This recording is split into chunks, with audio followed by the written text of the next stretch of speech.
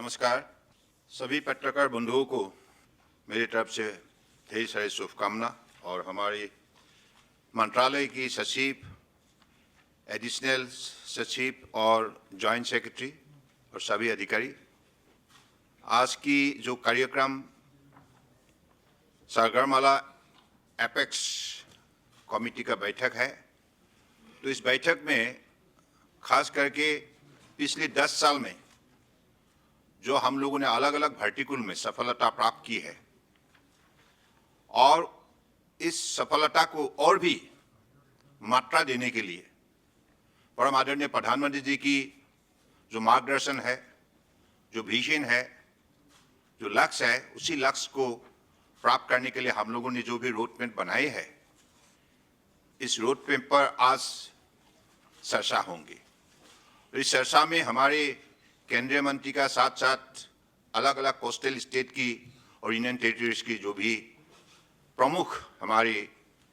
अधिकारी हो या मंत्री हो, सब भाग लेंगे।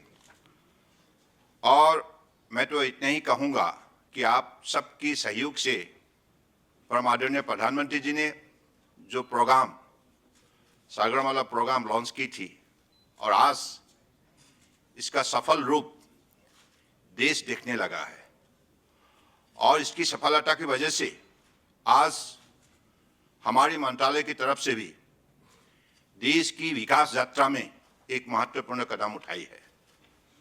चाहे पोर्ट मॉडर्नाइजेशन हो, पोर्टलेट कनेक्टिविटी एनहांसमेंट हो, पोर्टलेट इंडस्ट्रियलाइजेशन हो, कोस्टल कम्युनिटी डेवलपमेंट हो, कोस्टल शिपिंग और इनलैंड वाटरवेज हो, ये 5 वर्टिकल में जो हम लोगों ने सफलता प्राप्त की है, 2020 में आप लोगों को मीडिया ब्रीफिंग के जरिए हम लोगों ने जानकारी दी है और उनके तथ्य जो भी अगर किसी को जरूरत है व किसी को कोई आप जानना चाहते तो हम और भी आपको इस विषय पर उपलब्ध करने के लिए हम तैयार हैं। तो इतना ही कहूँगा कि आज पोर्ट मॉडर्नाइजेशन की वजह से हमारी हर पोर्ट का कार्गो हैंडलिंग कैपेसिटी भी बढ़ चुका है। 234 मिलियन मेट्रिक टन तक उसका बढ़ोतरी हुई है। मतलब पहले इतना भारी मात्रा में कार्गो हैंडलिंग कैपेसिटी हमारे पोर्ट में थे नहीं। ये मॉडर्नाइजेशन की वजह से ही, मैकेनाइजेशन की वजह से ही, डिजिटाइजेशन की वजह से ये संभव हुई है। और साथ साथ में पोर्ट लेड कनेक्टिविटी एनहांसमेंट, इस सिलसिले में भी जो भी सफलता प्राप्त हुई है, इसके वजह से आज more than 1500 kilometres rail connectivity, road connectivity से पोर्ट को जुड़ा गया है। ये बहुत बड़ी एक सफलता है जिसकी वजह से देश के जो भी लैंडलॉक स्टेट है, इंटरलैंड है, उनको भी हमारे पोर्ट से एक्सपोर्ट इंपोर्ट के सिलसिले में एक मजबूत कदम उठाने के लिए उनको भी सुविधा उपलब्ध हुई है। तो कुल मिला के आज हम लोगों ने जो भी परम आदरणीय प्रधानमंत्री जी के नेतृत्व में विजन प्रस्तुत की है, अमृतकाल विजन 2030, अमृतकाल विजन 2047, मैरीटाइम विजन 2030, उसी लक्ष्य को प्राप्त करने के लिए अब हम लोगों ने अलग अलग वर्टिकल भी हम लोगों ने प्रस्तुत की है। जैसे ship building, ship repair, ship recycling में भी विशेष रूप से ध्यान दी गई है और हमारा लक्ष्य है कि हम ऐसा एक व्यवस्था खड़ा करेंगे जो ग्लोबली कॉम्पिटिटिव होंगे और अगली अमृतकाल विजन 2047 तक भारत शिप बिल्डिंग के सिलसिले में दुनिया के 5 प्रमुख नेशन से एक होंगे। और इसके लिए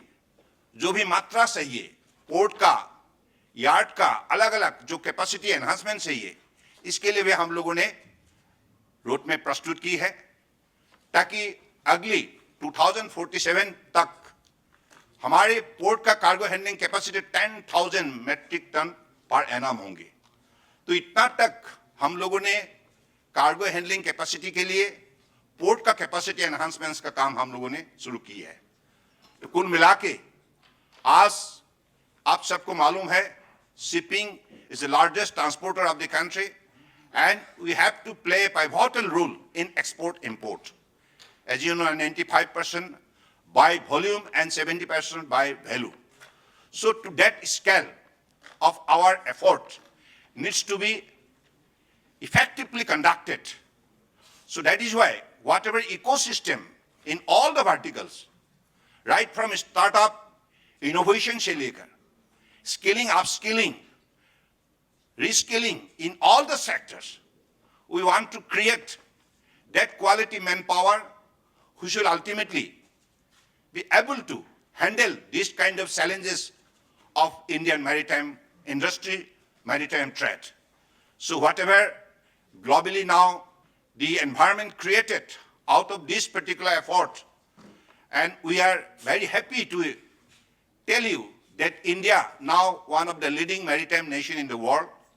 and we are going to take a very, very important position within the next few decades. So I believe you'll all be very much cooperative in the near future, whatever our ministry will take the initiative. And